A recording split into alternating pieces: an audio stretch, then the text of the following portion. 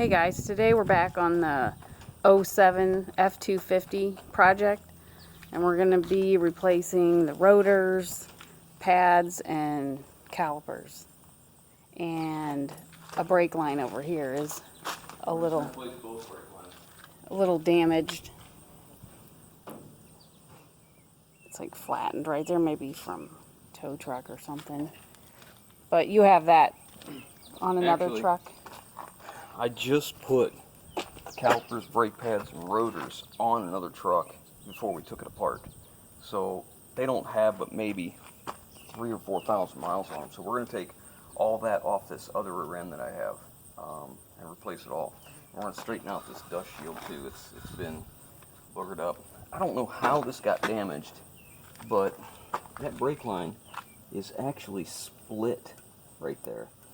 Kind of weird. Looked like it was just flattened, but anyways, we're going to go ahead and replace this hose, this bracket, all the way up here, and then the hose that comes up here.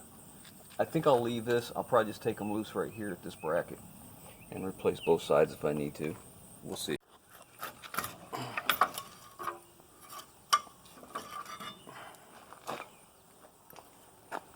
That's what's left of the brake pad.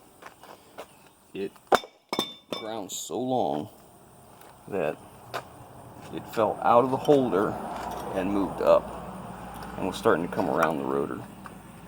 It's supposed to be in this holder right here, but it had ground down so far that it came out of the holder on each side and slid.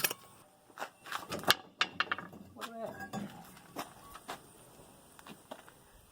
Look how horrible this is. How much that rotor is gone. That wasn't a day or two running like that. That was a long time. Scrap pile. Okay.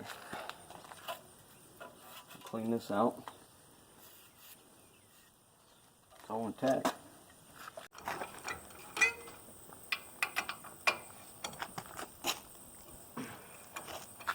See this?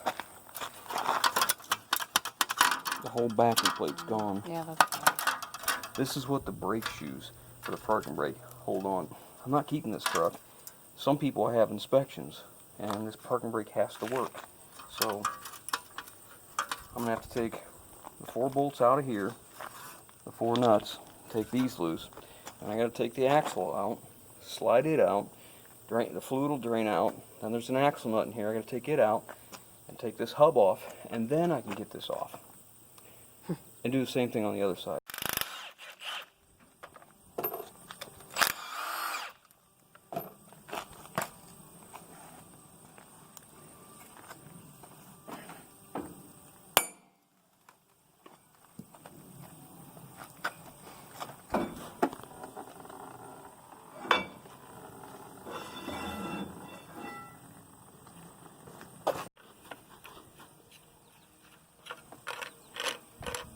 This side's a left-handed thread, so you can see it looks like I'm tightening it, but I'm not.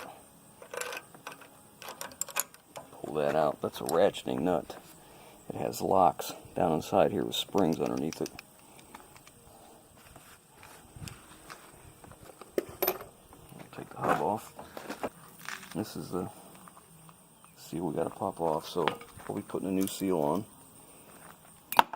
We'll inspect the bearings. See what they look like. Alright, we got the hub off. And now you got to get this bracket off. So I just take a chisel my air hammer right in the center of that bolt. Knock it loose. This bracket comes loose. Take the whole thing off. And then you can knock the plate loose from this bracket. I don't know if it's easy to see here or not. Alright, I got the studs knocked out of here now. You take the parking brake loose. This lever gets pulled back through this way. Okay, and now you can take a little rubber gap boot out of there. And then you have to separate these two, which can be a little bit of a pickle because it's coming apart and rusty. Sometimes I can take an air chisel between the two and separate them because usually they're stuck right in here. So let's see if I can do that.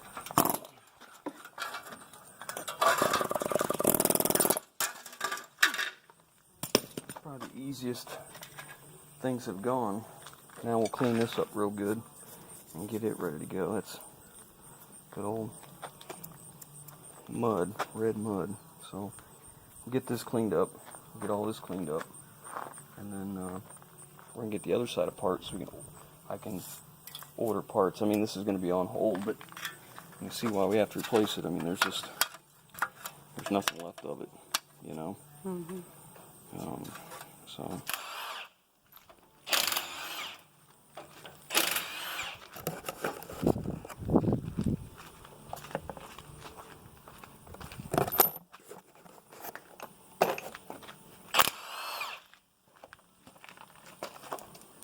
Okay, we'll just take all the bolts loose. I just tap it with a little hammer. You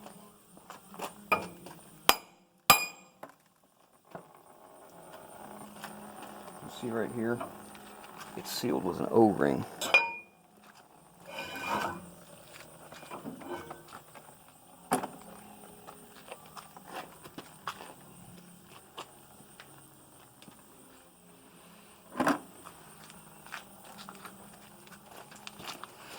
Alright. Next is up inside here. You can see there's a nut. The spanner wrench is 4 points and it's spring loaded, so there's a socket that goes in here and we'll take it loose. This is a traditional right hand thread, the other side is a left hand thread. So let me get this out.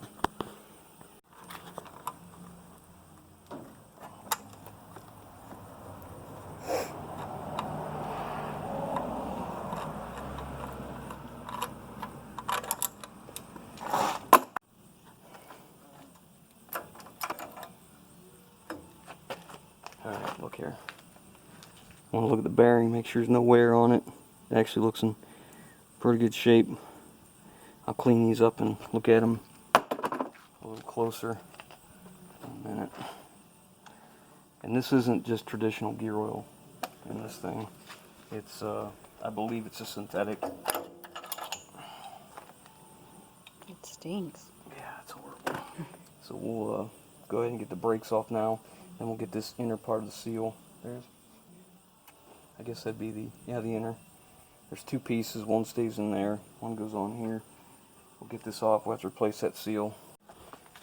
Next we gotta get this backing plate off. This backing plate is sandwiched between the stud and the flange on the axle right here. So you have to take all these nuts off with your 24mm.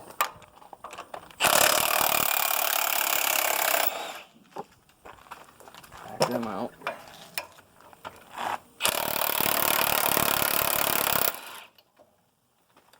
See, that came off pretty easy. Now, what we have to do now is separate this emergency brake cable bracket from this shield. So these have to come out. Most of the time, there's a shoulder there, it doesn't take much. You can hold it and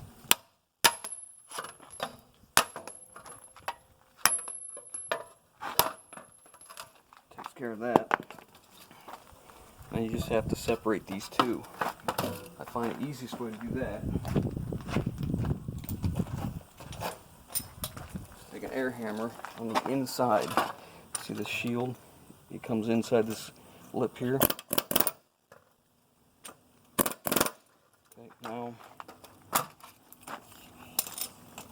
I have to get this parking brake disconnected. Alright, in order to get this cable loose sometimes, you got to pull this out of its retainer over here. To say it can be difficult is probably an understatement. It's, for whatever reason, it's this side that's always difficult for me. The other side, not such a big deal. All that to get rid of this. So. Okay, it's been a couple days. I ordered my parts. I got my new backing plates in here. These are what go on the back axle and your parking brake assembly goes in here, and the lever comes through here to activate it. They're powder coated, and they're not expensive. It comes with this fold down, new boots, and new adjuster plugs. And then I got 2 new seals from Motorcraft. I got 4 quarts of Lucas 75-140 gear oil synthetic. It's 75-140 synthetic in the rear, but I believe it's 75 or 80-90 in the front. This is for fuel economy. That's why they use this 75-140, because less friction, better on fuel. In the front axle, they don't do that. They use a thicker oil because it's not nearly as big a deal. This is what we're going to put in it. So we're going to clean the housing, get it all filled up, and then I had to pick up that socket. This is the OTC 6601. This is for the floating axles used on Super Duty 2003 and newer F250, 350s, and 450s with that 10.5-inch ring gear. I had one of these before. I loaned it to somebody, and they didn't return it. This was not horribly expensive, but I've already bought it once. It's It's roughly $40-some. You can find it $38 plus shipping, but when it all settles down, when all this dust settles, you're basically looking at mid-40s in the dollar amount. I went to Summit Racing, they had it in stock. I drove out and picked it up. I didn't have to wait on it. So Summit Racing was $49.99, so it was a little bit more money, but that's okay. The way this works, as you can see how the points are on there, all 4 of those. They go inside these axle nuts, which are a ratcheting assembly, and they go into the points. And then as you push on it, you can hear them rattle. So now we got all the parts. Let's start putting it back together. Alright. So now would be the time to check all your bearings. You want to check, make sure they're not discolored, and check the racing here. I've already done that, so I'm gonna go ahead and put it in. I cleaned the bearing real good too. This is a seal. It's kind of a 2-piece seal. This part goes in the hub, and once you slide on the axle, this part will slide on it, and they move independently. I use this aluminum disc. It's something we cut out years and years ago, and we'll drive the seal in with that.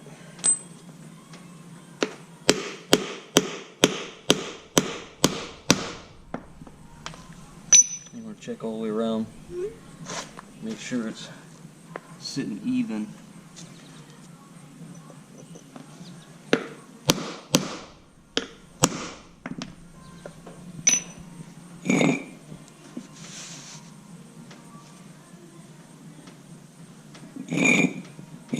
Looks pretty good. Alright, there's already some lube on the inside of that seal, so I'm not going to add any because it came with some from Ford. Now we need to slide it on that hub.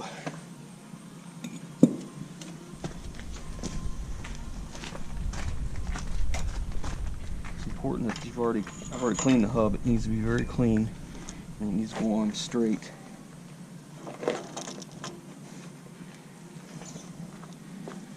And we'll take the outer bearing, shove it in place. This has an indexing washer here, or notch that goes in, and that's how you get it started. Start it by hand always.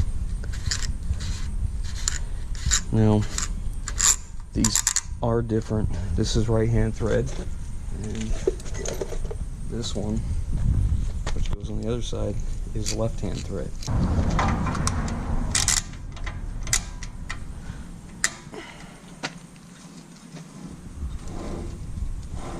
What I'll do is pull it back and forth. You see there's still play, because that seal's a little hard to get in there.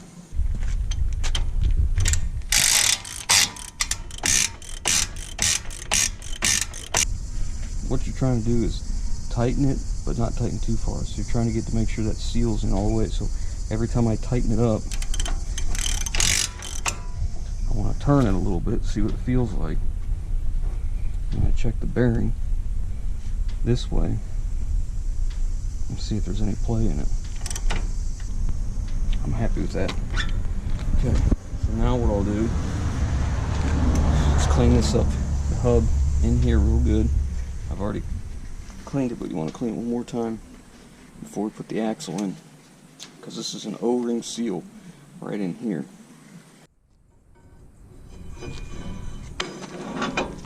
Now I'm into the carrier, push down just a little bit, get it into the differential, line these up.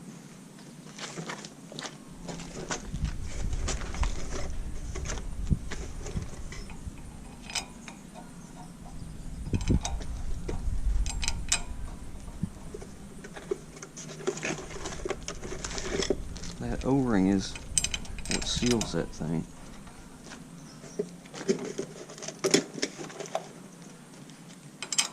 You don't need any sealer on the face or on the thread. Okay.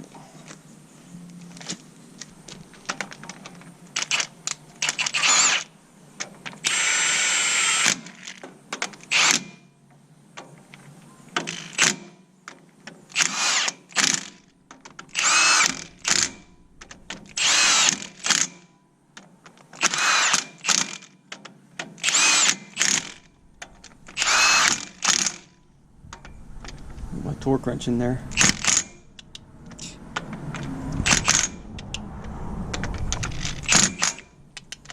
You're so weird.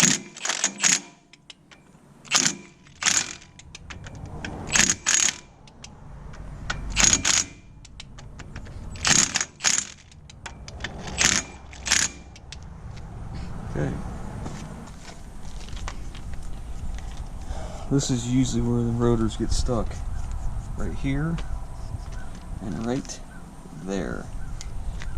So be sure to give that a nice coat. Never sees.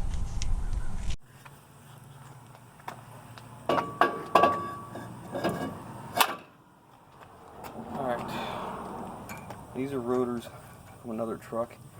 I had just put these on like, I don't know, 2 or 3 months before we decided to take the truck apart. So we're gonna go ahead and put them on this one.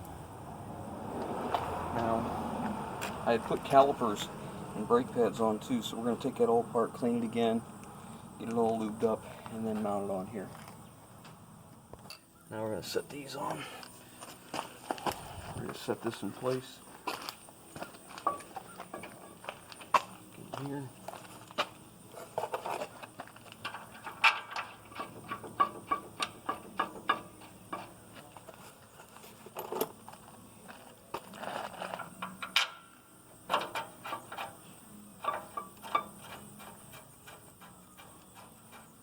Alright, I'll tighten these up now.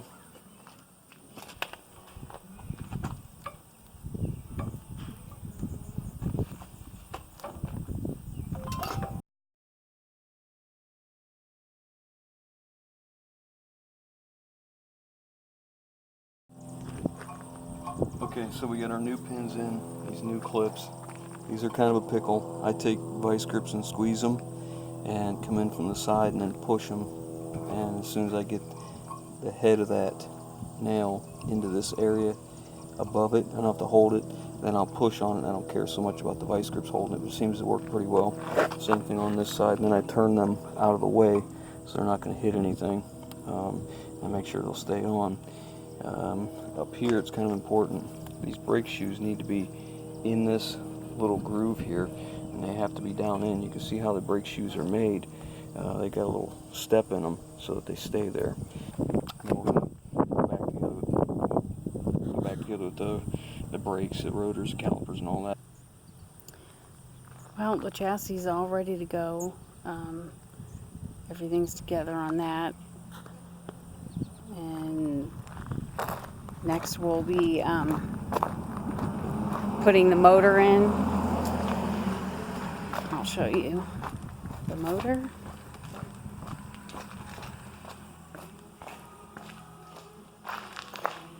motor, transmission, transfer case. Everything's all ready to go on that. And then we'll be setting the cab on after we get the motor in. So I'm not sure what day we'll be doing that, but we'll bring you along and show you the process. Well, that's it for today. If you like what we're doing, give us a thumbs up. If you haven't subscribed and you'd like to, hit the subscribe button and leave your comments below.